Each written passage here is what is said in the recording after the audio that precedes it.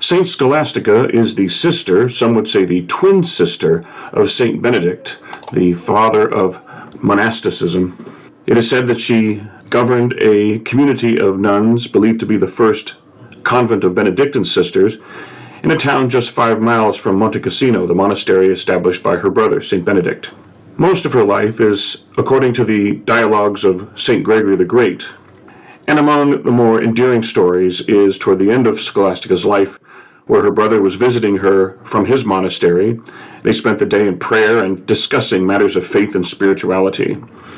And when, in the evening, Benedict was beginning to take his leave of her to return to his monastery, Scholastica asked him to remain and continue their conversation. Benedict said he couldn't because he did not want to remain away from his monastery overnight, so Scholastica reverted to prayer. It is said she knelt down and silently prayed, whereupon, the story goes, a violent storm broke out, preventing Benedict and his companions from returning to their monastery. Scholastica simply told him, "I asked you to stay and you refused, so asked God if he could make you stay." And so Benedict stayed, and they continued their conversation and their reflections on matters of faith, spirituality, on through the night. And Benedict departed the next morning. And it is said 3 days later, he had a vision of Scholastica's spirit leaving her body as she died just 3 days after that encounter. Why is that important? Well, that whole story of pondering and reflecting and discussing matters of faith is at the heart of who we are as a people of faith. It's not enough to simply believe, but do we discuss our faith? Do we reflect upon our faith? Do we talk about our faith with people?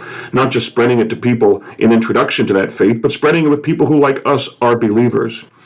It was pondering that faith and teaching that faith that led to St. Paul writing his epistles, which we now have in our scriptures.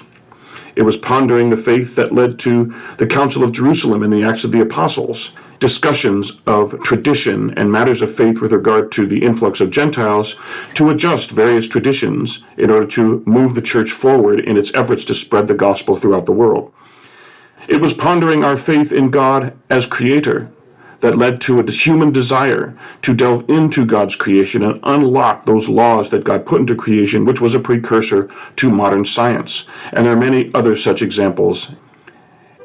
While we don't know that much about Scholastica's life, and much of her story is based upon the writings of St. Gregory the Great, we can nonetheless recognize in these stories about her, and especially the story of her conversation with her brother, the importance and value of discussing, reflecting, debating, pondering matters of faith can lead to a deepening of our faith. And we have examples such as St. Scholastica to show we can in fact grow deeper in our appreciation and our profession of our Catholic Christian faith.